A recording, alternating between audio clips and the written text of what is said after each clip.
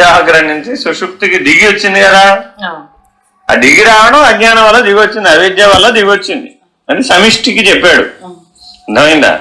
ఇప్పుడు వెష్టికి చెబుతున్నాడు మళ్ళీ రిటర్న్. అదేమో అవరోహణ. ఆరోహణ ఎట్లా మరి? సప్త జ్ఞాన భూమికలు శుభేచ్ఛ, 1 శుభేచ్ఛ, 2 విచారణ, 3 తనుమానసి, 4 సత్వాపత్తి 5 అసంశక్తి నామిక, 6 పదార్థ భావన, 7 తురీయము. తురియగా ఏదైనా ఒకటి. ఈ 7ను సప్త జ్ఞాన భూమికలు అనబడును. వేదాంత పంచదశి వివరంగా మాట్లాడుతుంది దీని మీద. వీటి మీద బాగా ఎక్కువ వివరం కావాలనుకున్న వాళ్ళు వేదాంత పంచదశిని విచారించాలి. శుభేచ్ఛ మొదటిది. బహుజన్మార్జిత సుకృత పరిపాకము వలన కాకతాళీయ న్యాయముగా దైవికము చేత జ్ఞానము కలవాడై ఈ అపార సంసార సాగరం ఎట్లు దాటగలనని పరితపించి సజ్జనులను చేరి పిమ్మట వారి ఉపదేశమున సత్కర్మాచరణమును వేదాంత శాస్త్ర పరిజ్ఞానమును కలిగి మోక్షమును అపేక్షించుట శుభేచ్ఛ అనబడును. ఇప్పుడు శుభం అంటే ఏమిటి? జన్మరాహిత్యం, మోక్షం. మోక్షము ఎడల నీకు కలగడం, ఆ కాంక్ష, ఆ ఇచ్ఛ కలగడమే శుభం. ఆ శుభం ద్వారా ఆ ఇచ్ఛ నీ లోపల అంతర్గతంగా అనేక జన్మార్జిత పుణ్య విశేషం చేత పనిచేసి నిన్నెవరి దగ్గరికి లాక్కుపోతుంది? తరింపజేసేటటువంటి వాడెవడో వాడి దగ్గరికి లాక్కుపోతుంది. వాడి దగ్గరికి లాక్కుపోతే ఏమైంది? సత్కర్మానుష్ఠానం ఎలాగో నేర్చుకున్నాం. అప్పుడు వేదాంత శాస్త్ర పరిజ్ఞానం, జ్ఞాన దృష్టితో చేయడం ఎట్లాగా అనేదంతా కూడా ఆయన బోధించాడు. అట్లా జీవించడం ద్వారా కర్మ ఫలమునందు ఆసక్తి లేకుండా చేయడం వచ్చింది. అంటే నిష్కామ కర్మ చేయడం వచ్చింది. వస్తే ఏం కలిగింది దానివల్ల? వేదాంత శాస్త్ర పరిజ్ఞానం కలిగి మోక్షాపేక్షయందు దృఢతరమైనటువంటి కాంక్ష కలిగింది. నిష్కామ కర్మను ఆచరిస్తే ఏమిటయ్యా ప్రయోజనం? మోక్షమునందు అపేక్ష బలవత్తరమైనది. అదే దాని ఫలితం. అది శుభేచ్ఛ అంటే. అంటే ఒక దాంట్లో ఇప్పుడు ఏమైపోయింది? నిష్కామ కర్మ అంతా అయిపోయింది. 2 విచారణ, అద్వైత శాస్త్ర పరిజ్ఞాన సత్సంగ వైరాగ్యంబులు కలిగి బ్రహ్మమెయ్యది అని విచారించుట అనబడు. అయిపోయాయి. చూడండి, 2వ స్టేజ్ లో ఎక్కడికి వచ్చేసాడు ఇప్పుడు? సరే, నీకు మోక్షాపేక్ష కలిగింది. కలిగితే ఇప్పుడు ఏం చేయాలి? సాంఖ్యతారక మనస్క విధాన పూర్వకమైనటువంటి అద్వైత జ్ఞానాన్ని నీకు బోధించారు. సాంఖ్యతారక మనస్కాల యొక్క లక్ష్యం ఏమిటి? నీవే బ్రహ్మం అనేటటువంటి నిర్ణయాన్ని తెలియజేస్తుంది. అది అమనస్క భావం అనగా ఏమంటే నీవే బ్రహ్మమని నిర్ణయం చేసింది. అంటే అమనస్క భావాన్ని అద్వైత భావ పరిధిలో నీవు అందుకున్నప్పుడు దాన్ని విచారణ అన్నారు. ఇప్పుడు 3 గుణాలను విచారణ చేయాలా, 3 అవస్థలను విచారణ చేయాలా, సాక్షిని విచారణ చేయాలా, బ్రహ్మాన్ని చింతనం చేయాలా? బ్రహ్మాన్ని. కానీ ఇప్పుడు మనం ఏం చేస్తున్నాం? కింద నుంచి. అది సంగతి. ఇక్కడ 2 చోట్ల పరిజ్ఞానం అనే పదం వచ్చింది. పరిజ్ఞానం అంటే జ్ఞానానికి పరిజ్ఞానానికి తేడా. అదే ఆచరణ పూర్వక జ్ఞానం పరిజ్ఞానం. కేవలం చదివో వినో తెలుసుకోవడం కాదు, వినికిడి ద్వారా కానీ చదవడం ద్వారా వచ్చిన తెలుసుకోవడం కాదు. ఆచరణ పూర్వకంగా నీకు కలిగిన అనుభవ జ్ఞాన నిర్ణయమే పరిజ్ఞానం అంటే. దీని గురించి మీరు ఏం చెబుతారండి, మీ అనుభవ జ్ఞాన నిర్ణయం ఏం చెబుతారండి అని పెద్దలు అడిగారు అనుకోండి, వాళ్ళు నిర్ణయంగా మాట్లాడతారు. ఆ నిర్ణయం శాస్త్రవాక్యం నుంచి చెప్పరు, సిద్ధాంత వాక్యం చెప్పరు, అనుభవ జ్ఞాన నిర్ణయంగా చెప్తారు. అది పరిజ్ఞానం అంటే. దీంట్లో నాకు పరిజ్ఞానం బొత్తిగా శూన్యం అండి అన్నారు అనుకోండి, అంటే అర్థం ఏంటి? అనుభవ జ్ఞానం లేదని అర్థం. తనుమానసి, ఈ 2 భూమికల సాధన పూర్ణముగా కలిగి దారుణములకు విషయేంద్రియముల త్రిప్పులలో తగులక మనస్సును క్షీణింపజేయుట తనుమానసి అనబడును. బ్రహ్మాను చింతనం వరకు విచారణ. బ్రహ్మాను చింతనం చేసి ఇప్పుడు ఏమైందట? విషయములు తీవ్రతరమైన ఏట. చూడండి ఎంత విపరీతంగా మాట్లాడుతున్నాడు. దారుణములకు విషయం అంతకుముందు ఏమిటి? ఇష్టం. అట్లా కాదండి, అంతకుముందు మామూలుగా ఉన్నాయి. నువ్వు బ్రహ్మాను చింతనం చేయనప్పుడు నీ ప్రారంధ వేగ బలం ఎంత ఉందో అంత మేరకే ఉన్నాయి. నువ్వు బ్రహ్మాను చింతనం చేయగానే ఏమైంది? దారుణ విషయేంద్రియములు ముందుకొచ్చినాయి. ఇప్పుడు అర్థమైందా? అంటే ఏమిటట? నీ ఇడ్డు తెరుచుకుంది. మామూలుగా విచారణ చేసినప్పుడు ఇగో సూపర్ ఇగోలోనే విచారణ చేసావు. బాహ్య సాధనలలో బాహ్యం మేరకే పనిచేసింది. అదే నువ్వు ఇప్పుడు ఆంతరిక సాధనలోకి దిగావు, బ్రహ్మాను చింతనం చేసావు. చేస్తే ఇప్పుడు ఏమైంది? ఎష్టి సమిష్టిగా ఉన్న సమస్తము తెరుచుకున్నాయి. తెరుచుకున్నప్పుడు ఏమైంది? దారుణ విషయేంద్రియ లంపడత్వం అంతా వచ్చేసింది. ఇప్పుడు దాన్ని దేంతో ఎదుర్కోవాలట?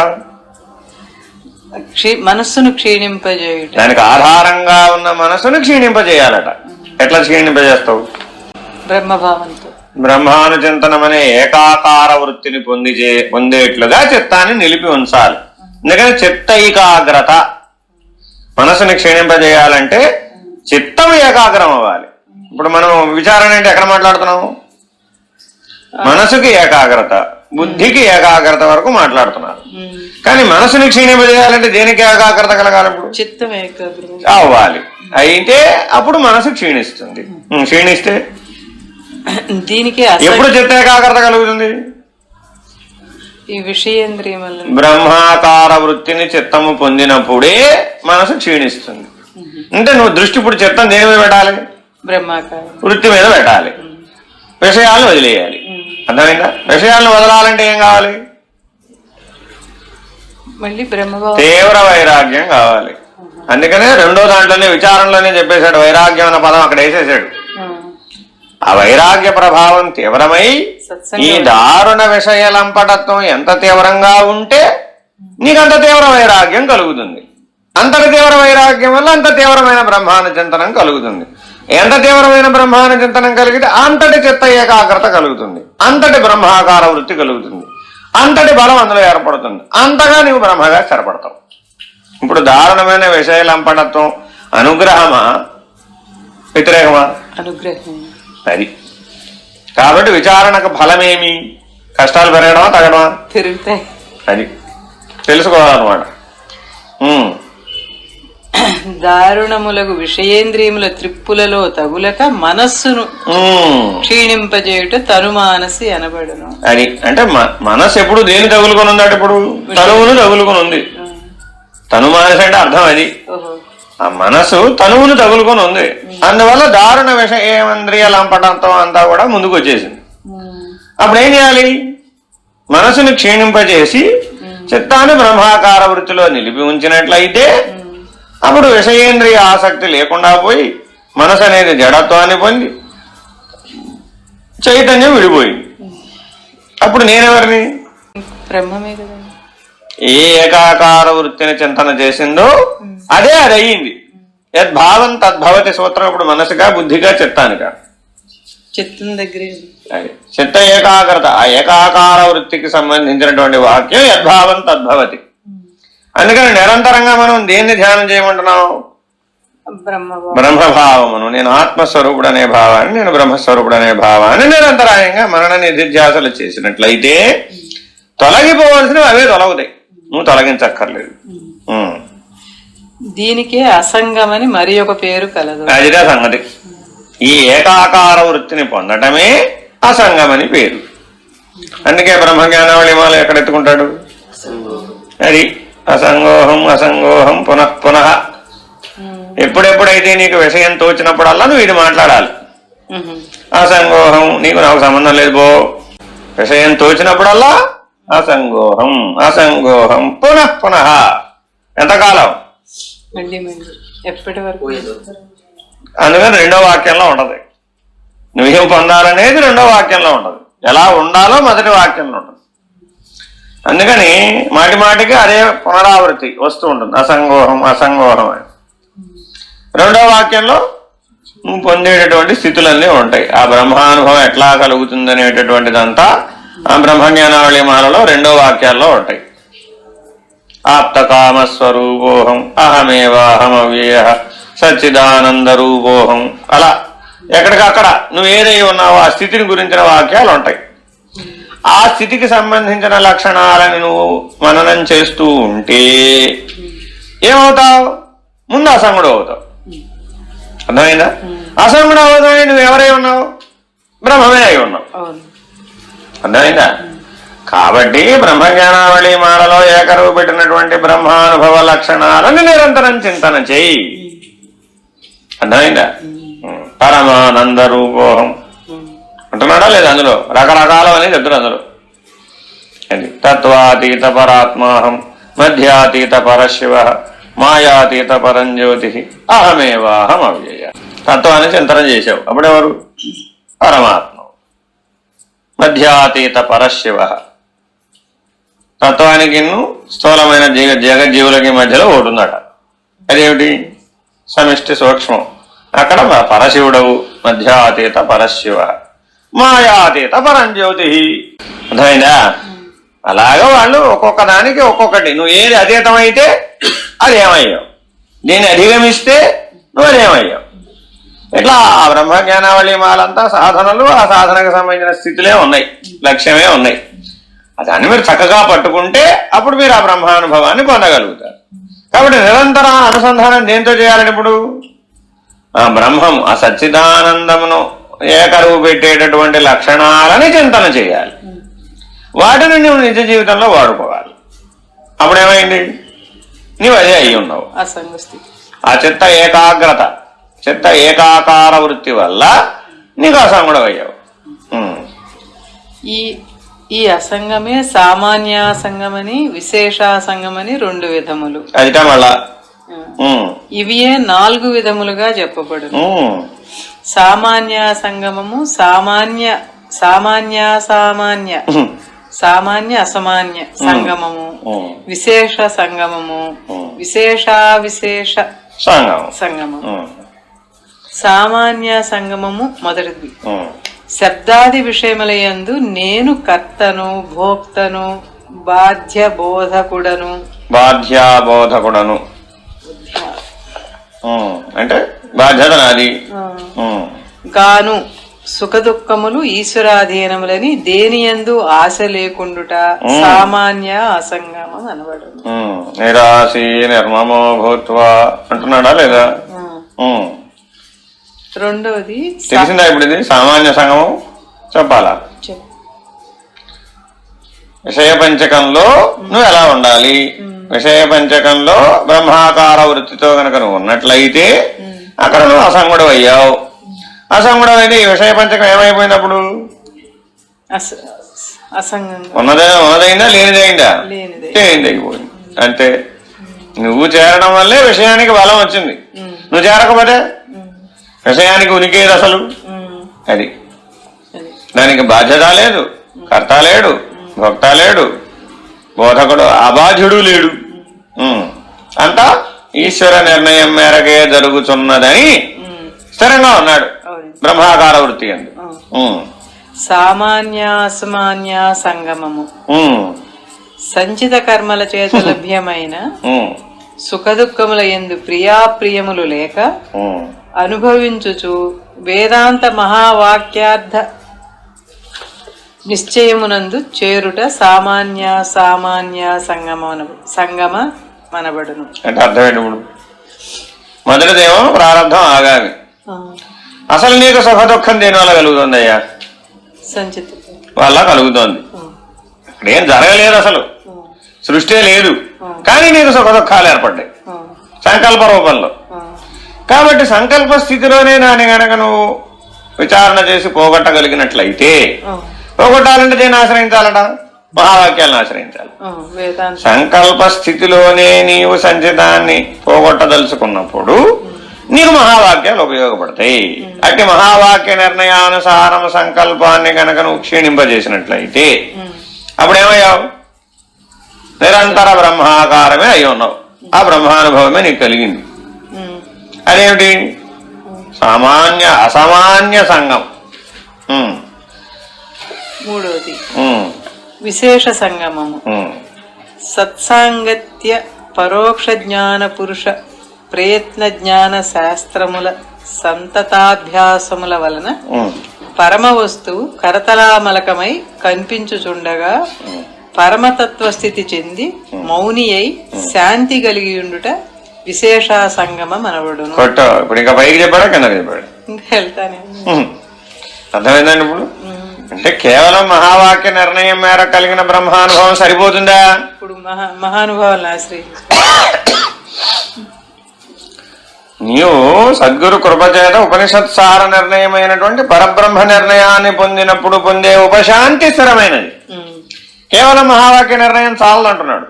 అందుకని ఇక్కడ ఎట్లా చెప్పాడు చూడు, అపరోక్ష జ్ఞానం అది సాక్షాత్కారం అయి ఉండాలి. అపరోక్షం అనే కనపడలేనిది ఏదైతే ఉన్నదో అన్నీ కనపడాలి. కనపడిన జ్ఞానం ఉండాలి. కనపడిన జ్ఞానం మళ్ళా కరతలామలకంగా ఉండాలి.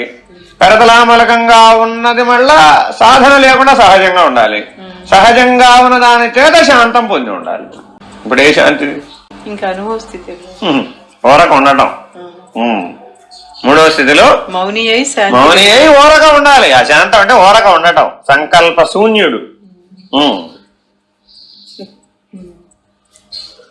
విశేష సంగమము. చరాచరాత్మకమైన సకల వస్తువులను వస్తువానుభవమును అఖండాకారముగా చూచుచు నిస్సంకల్పుడై ముందు దర్శించిన ఆత్మయందు మనసు గలుగుట విశేష సంగమం అనబడు. అదిగా సంగతి. కొండ ఎక్కడం కాదు, కొండ ఎక్కిన దగ్గర మళ్ళా కిందకి దిగి చూస్తే ఆ కొండ మీద ఉన్న స్థితే ఉండాలి. నాలుగోది అది. నాకు పరబ్రహ్మ నిర్ణయం కలిగింది అన్నావు. కలిగితే మరలా చరాచర జగత్తు ఎందున్నటువంటి వాటిని అనంతాన్ని చూసావు. చూసినప్పుడు కూడా నీకే నిర్ణయం కలగాలి. ఏమీ లేకుండా విరమించి మౌనిగా ఉన్నప్పుడు పరబ్రహ్మ నిర్ణయం కలిగింది. మళ్ళా పరబ్రహ్మ నిర్ణయం నుంచి మళ్ళా శాంతం చరాచర జగత్తులో వచ్చావు. సకల వస్తువులు వస్తాను. ఇది అదే లేదు. ఇక అన్నింటి నువ్వు ఎలా ఉన్నావో గమనించవు. అప్పుడు అఖండాకారమై ఉన్నావు. అయినా కూడా అప్పుడు నిస్సంగుడవే అయి ఉన్నావు. అలా ఈ సంగత్వ దోషం నివర్తించబడాలి. ఇప్పుడు ఈ స్థితి పేరేమిటి? సంగత్వ దోషం నివారించడం.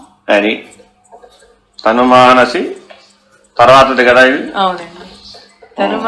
శుభేచ్ఛ విచారణ తనుమానసిలోనే ఇచ్చాడు. ఇదంతా తనుమానసిలోనే. శుభేచ్ఛ విచారణ తనుమానసి. చూడండి, తనుమానసిలో ఎక్కడికి చెప్పాడు? ఇప్పుడు శాంతం చివరిదాకా చెప్పేశాడు.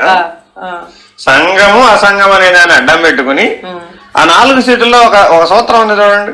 పిండము పిండములోని అహము, బ్రహ్మాండము బ్రహ్మాండములోని అహము. ఉన్నాయా లేవా? పంచకం పిండం. అర్థమైంది. అంతర్లీనంగా తెలివిగా చెప్పేశాడు చూడండి. అఖండాకార వృత్తి 4వ స్థితికి వెళ్ళేటప్పటికి 4 కలిసిపోయినాయి. ఈయన ఆ 2 ఈ 2 కూడి అఖండంబో ఎరుక కదరా మాయన్న 4వది.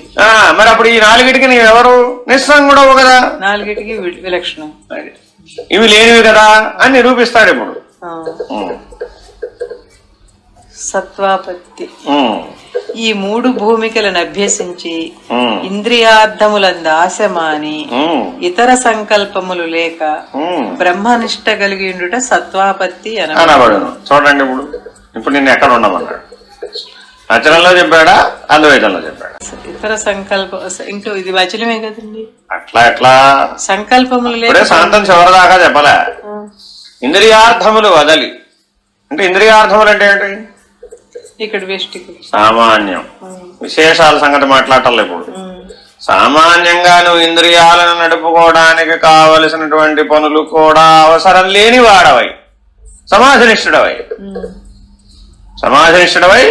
సర్వసంకల్పములు లేక ఉడిగిపోయి సంకల్పములు ఉడిగిపోయినాయి. ఇప్పుడు ఆ ఉడిగిపోయిన స్థితి పేరు బ్రహ్మనిష్ట.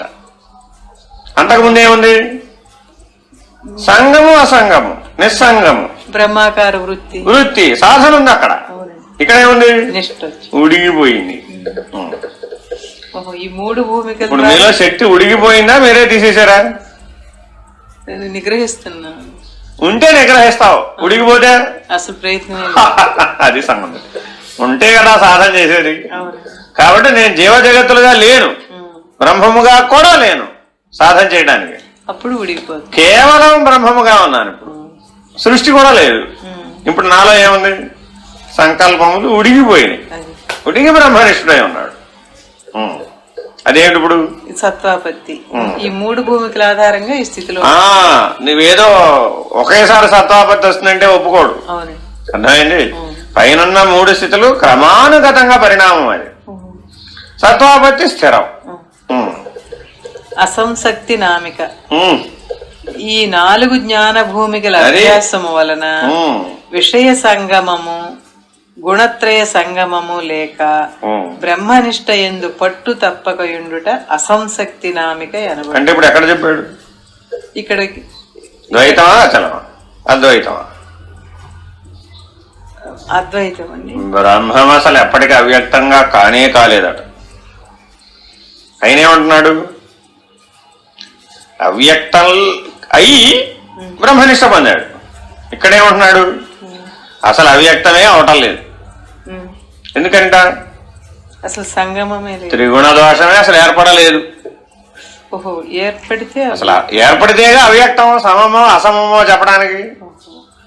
త్రిగుణ సామ్యం అయితే అవ్యక్తం అండి. త్రిగుణాలు అసమంగా ఉంటే మహత్తు. నేనెవరు? బ్రహ్మము.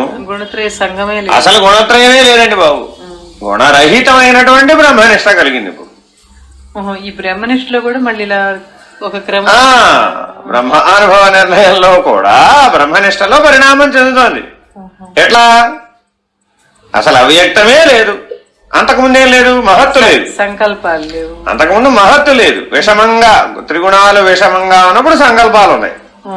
త్రిగుణాలు సమంగా ఉన్నప్పుడు ఏమైపోయింది? అవ్యక్తం అయిపోయింది. ఇప్పుడు అవ్యక్తము లేదు, ఈ విషమం లేదు, కేవల బ్రహ్మమే ఉన్నది. ఇదేమిటి అంటే ఇప్పుడు ఇది సంగత్వ దోషమేమో. ఇక సంఘం లేదు, అసంగం లేదు, అదంతా కిందే. అది మహత్త. తను మానసి దగ్గర మహత్తు. దాని తర్వాతది 6 పదార్థ భావన. ఈ 5 భూమికల అభ్యాస విశేషము చేత ఇప్పుడు జీవన్ముక్తి సహజమేనా? 5లో సహజంగా జీవన్ముక్తుడు. ఇప్పుడు గుణత్రయ సంగమే లేదు, అసలు గుణమే లేదు. అవునండి, సంఘం కాదు, అసలు గుణమే లేదు అంటున్నాడు. అవ్యక్తమే లేదు. ఎవరున్నారు? కేవల బ్రహ్మమే ఉన్నది అంతే. ఈ 5 భూమికల అభ్యాస విశేషము చేత బాహ్యాంతర దృశ్యమును లేక స్వాత్మారాముడై బ్రహ్మము నేననుట పదార్థ భావమనబడును. చూడండి, ఏ పదార్థం మాట్లాడుతున్నాడు ఇప్పుడు? బ్రహ్మంగా. అనంత విశ్వము బ్రహ్మ పదార్థం చేత సృజించబడింది అంటోంది ఉపనిషత్తు. ఈ విశ్వానికి ఆధార ద్రవ్యం ఏమిటయ్యా అంటే బ్రహ్మ పదార్థం. అంటే సర్వవ్యాపకమై ఏదైతే ఉన్నదో అది ఈ విశ్వాన్ని సృజిస్తున్నది. అది బృహత్ శబ్దం, అది బ్రహ్మ పదార్థం. అది అగోచరం, అది పదార్థం కాదు, అది శక్తి కాదు, అది సాధన కాదు, అది కర్మ కాదు, ఏది కాదు, కానీ బ్రహ్మ పదార్థం. అది ఉంటేనే ఈ సృష్టి ఉంది, అది లేకపోతే సృష్టి లేదు. ఇప్పుడు ఏ స్థితిలో ఉన్నాడు? అంతా బ్రహ్మంగా చూసేస్తుంది. ఇప్పుడు రెండోది అక్కడ అంతా చూడడానికి స్వాత్మారాముడై అది అంటే ఇప్పుడు ఏమి లేదు, రెండోది లేదు. బ్రహ్మం నుంచి అవ్యక్తం పై మాటలు ఏమన్నాడు? అవ్యక్తం నుంచి బ్రహ్మానికి చూచాడు, అవ్యక్తం లేదన్నాడు. ఇప్పుడేమంటున్నాడు? బ్రహ్మనిష్ట నుంచి చూస్తున్నాడు స్వాత్మారాముడై. ఇప్పుడు ఏ అవ్యక్తం కూడా లేదన్నాడు. అక్కడ పై స్థితిలో ఏమన్నాడు? అవ్యక్తం నుంచి పైకి చూస్తున్నాడు. సంకల్పరాహిత్య స్థితిలో బ్రహ్మనిష్ట కలిగి ఉన్నాడు. కింద నుంచి పైకి, అది 6వ భూమికలోకి వచ్చేటప్పటికి పై నుంచి కిందకి బ్రహ్మనిష్ట ద్వారా అవ్యక్తం లేదంటున్నాడు.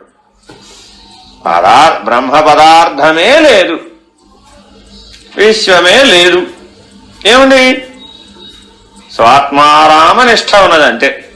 తన యందు తానే నిష్ఠ కలిగి ఉన్నాడు అంతే. బాహ్య అంతర దృశ్యమును లేదు. అవి ఉంటేనే కదా బ్రహ్మ పదార్థం ఉంది.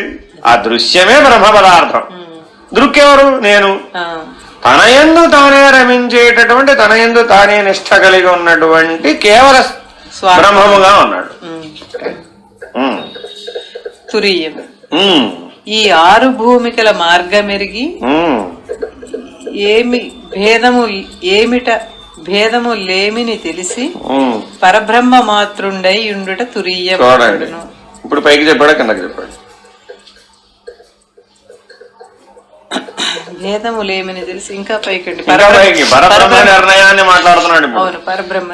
ఏ బ్రహ్మనిష్ట వల్ల నేను కేవల బ్రహ్మమని నిలిచి ఉన్నావో దాని అవతలకు చూసేటప్పటికి ఏమయ్యాడు? పరబ్రహ్మ. పరమే ఉన్నది, బ్రహ్మం ఎగిరిపోయింది. పరబ్రహ్మ మాతృడు అంటే నిర్ణయమే ఉంది కానీ అనుభవం లేదు. బ్రహ్మనిష్ట అంటే అనుభవం ఉంది. అక్కడ నేను కేవలం బ్రహ్మాన్ని అని అంటున్నప్పుడు కూడా అనుభవం ఉంది. ఎందుకని? రెండోది లేదంటున్నావు. అక్కడ అవ్యక్తమే లేదంటున్నాడు, బ్రహ్మ పదార్థమే లేదంటున్నాడు, విశ్వమే లేదంటున్నాడు. ఉన్నది ఎవరు? బ్రహ్మమే, కేవల బ్రహ్మమే. పరబ్రహ్మ నిర్ణయానికి వెళ్ళేటప్పటికి ఏమైంది? ఇంక నిర్ణయమే తప్ప అనుభవం లేదు. ఎందుకు లేదు? అక్కడ అనుభవాన్ని గుర్తించి లేడు, ఉనికి లేదు. పరబ్రహ్మ నిర్ణయంలో ఉనికి లేదు. కానీ ఏముండిపోయింది?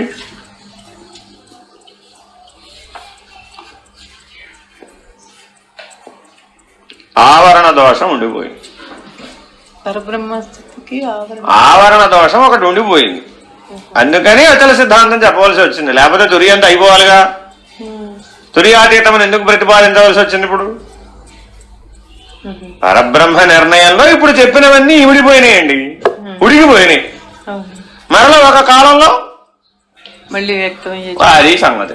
మరలా ఒక కాలంలో బ్రహ్మనిష్ట కలిగింది, ఒక కాలంలో అవ్యక్తం కలిగింది, ఒక కాలంలో మహత్వ కలిగింది, ఒక కాలంలో సృష్టి వచ్చింది, పిండ బ్రహ్మాండాలు వచ్చేసింది. ఎక్కడి నుంచి వచ్చినాయి? ఇప్పుడు పరబ్రహ్మ నిర్ణయ మాత్రం నుంచే ఉత్పన్నం అవుతున్నాయి.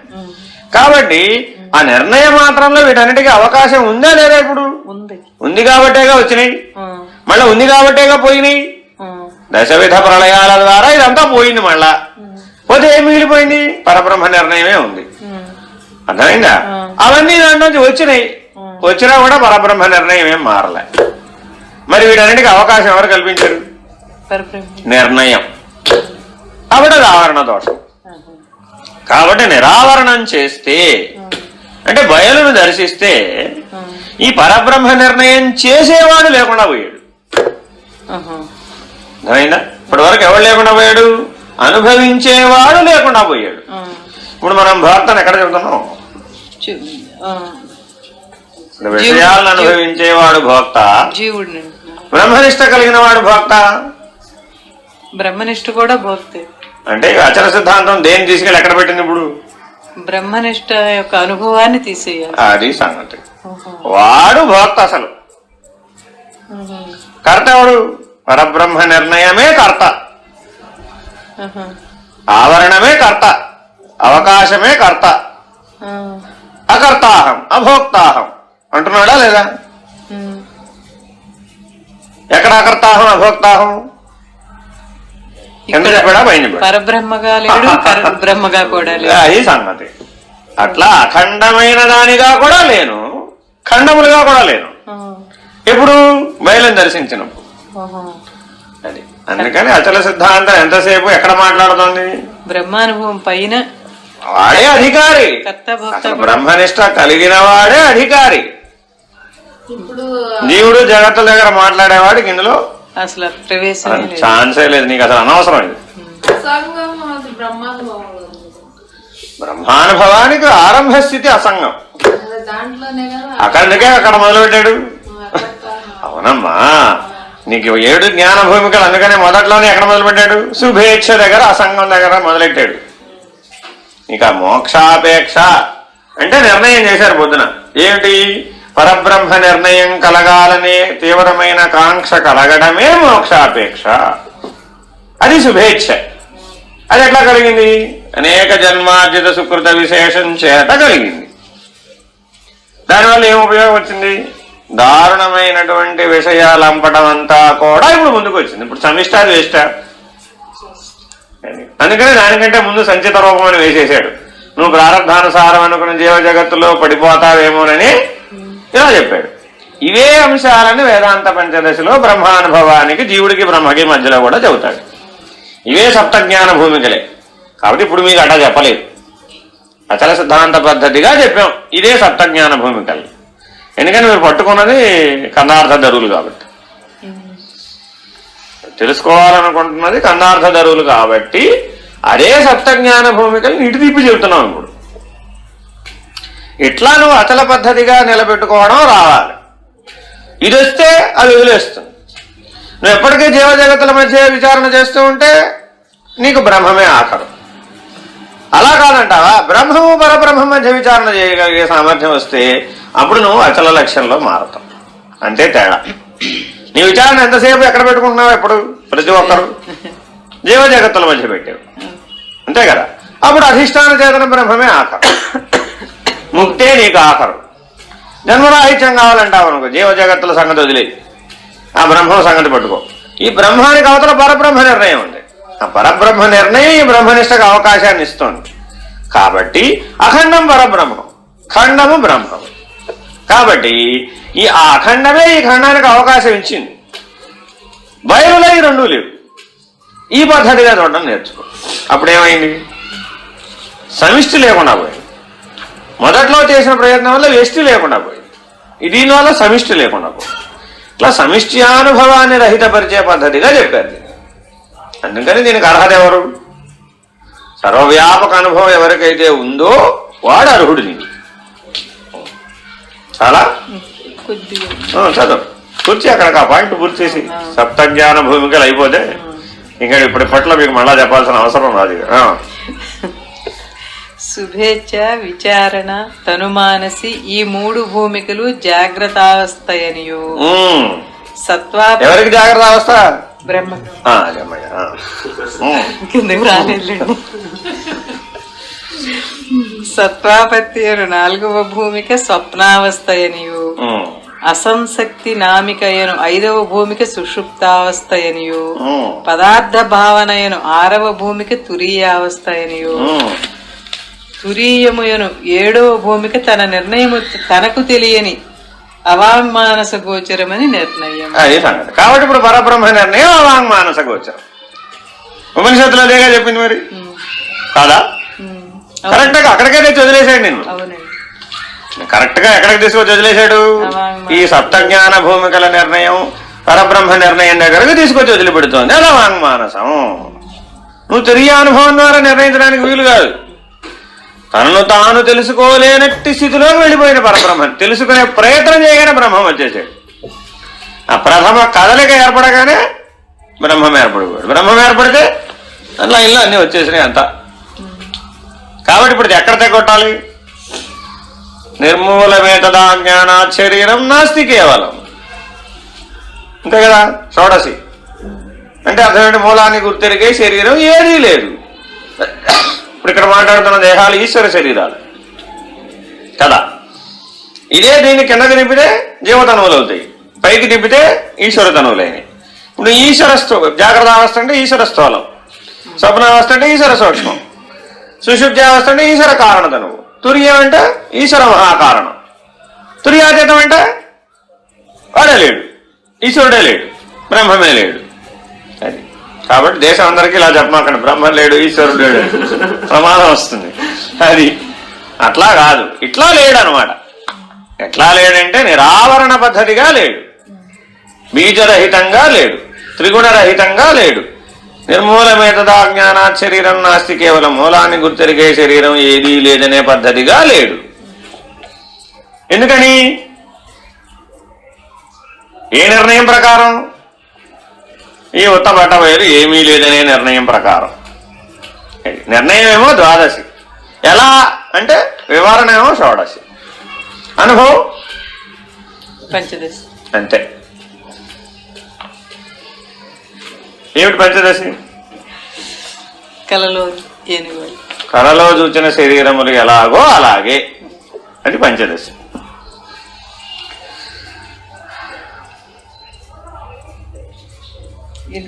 కర్పూరం కలిక ఏదో సంస్కృతంలో ఉండాలి, అదే పంచదశి. నిర్ణయం ద్వాదశి, నిర్ణయం ద్వాదశి, దానికి తగ్గ వివరణ షోడశి, స్థిరాన్ని చేకూరుస్తుంది అనమాట. అలా నువ్వు అయినాక చెప్పేది పంచదశి. కర్పూరము కళిక చేరితే జ్యోతి రూపం యథా తథా. జ్యోతి అయిపోగానే కర్పూరం కూడా అయిపోయింది. అంతే కదా, జ్యోతి అయిపోయి కర్పూరం మిగలటల్లా. అలాగే పరబ్రహ్మం అనే ఆవరణం నిరావరణం అయితే చెప్పేవాడు ఆధారమైన బ్రహ్మ పదార్థం కూడా లేదు. కర్పూరం ఏమిటి ఇప్పుడు? బ్రహ్మ పదార్థం. అందుకనే హారతికి దాన్నే ఉపయోగించమన్నారు. హారతి ఇది హారతి. నువ్వేం చేయకపోయినా అది హరించిపోతుందిరా బాబు. నువ్వేదో చేయాలనుకుంటున్నావు, ఏం చెయ్యక్కడ, అదేది ఏం చేయకపోయినా అది పోయేది పోతూనే ఉంటుంది. అది బ్రహ్మ పదార్థ లక్షణం. పెద్దలు ఎందుకు చెప్పారంటే జరిగే తీరుతుందంటానికి కారణం ఇదిగో ఇక్కడి నుంచి తెచ్చారు దీన్ని, అక్కడికి పెట్టారు అన్నమాట. అది పెద్దల వాక్యాన్ని తెచ్చి ఎక్కడ పెట్టుకున్నావు? సాయంత్రం జీవ జగత్తుల మధ్యలో పెట్టుకున్నావు. దీనికి దానికి లంకె కుదరక తనుకుంటూ ఉంటావు అంతే. నువ్వేం చేసినా చేయకపోయినా పోతుంది. పట్టుకుంటే ఆగేది కాదు. ఇలాంటివన్నీ పెద్దల వాక్యాలు. కానీ దాన్ని తెచ్చి ఎక్కడ పెట్టుకున్నావు? సాంతం విషయం దగ్గర పెట్టావు. ఇప్పుడు ఏమైంది? మోకాలకి బట్టతలకి లింక్ చేయాలంటే కుదరలా. అది తనుకుంటూ ఉంటావు ఎంతసేపు. ఇప్పుడు ఇంతకీ సాధన ఉందా లేదా? ఇంతకీ మెట్లెక్కుతూ వేసిన ప్రశ్నకు ఆన్సర్ రాదా? ఏమిటి? సాధన చేయమంటున్నాడా వద్దంటున్నాడా?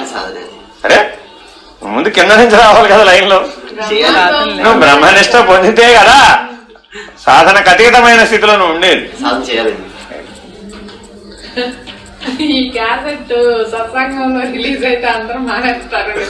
చేసే పనులన్నీ మానేస్తారు అప్పుడు. అది అందుకే మీకు లోపల కందార్థాల్లో చెబుతాడు, అన్నము యొక్క సూక్ష్మాంశము మనసగు, నేరము యొక్క సూక్ష్మాంశము ప్రాణమగు, ఈ రెంటి కలయిక ఎప్పుడు సున్నయోగునో అప్పుడే చావు పుట్టుకలు సున్న సుమి. ఎట్టా చూసుకోమంటున్నాడు. నువ్వు తిన్న అన్నం యొక్క సూక్ష్మాంశం గుణం అంతా మనసుగా తయారవుతుందా లేదా?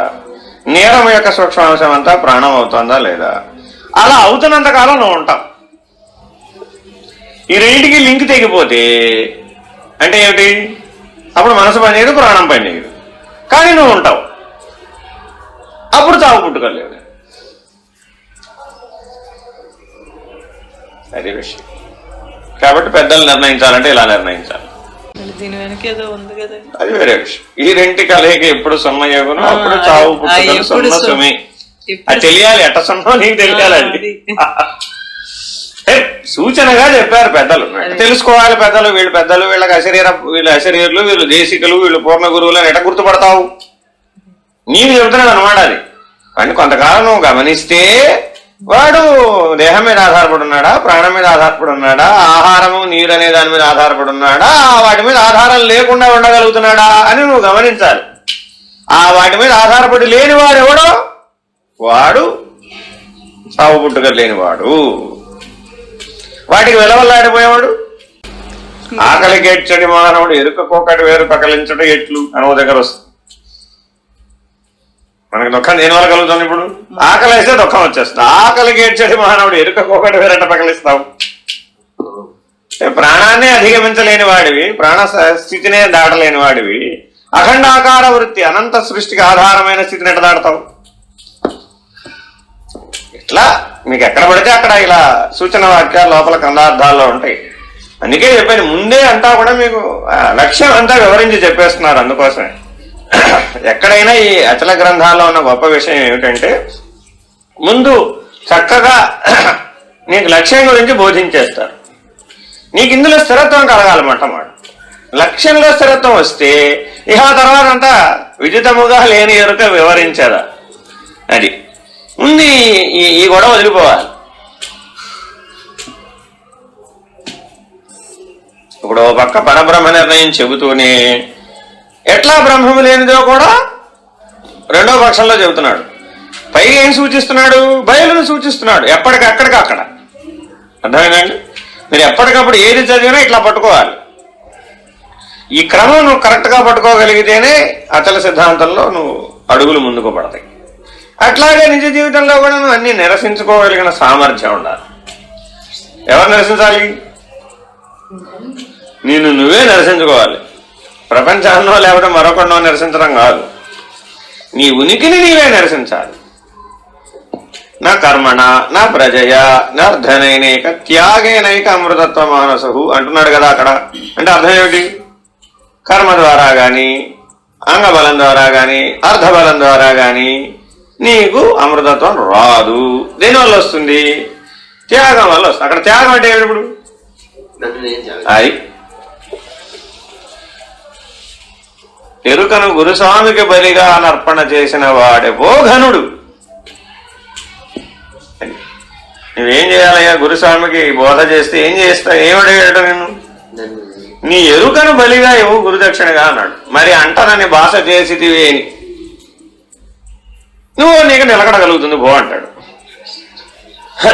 ఇవే పెద్దల వాక్యాలు, అవే లోపల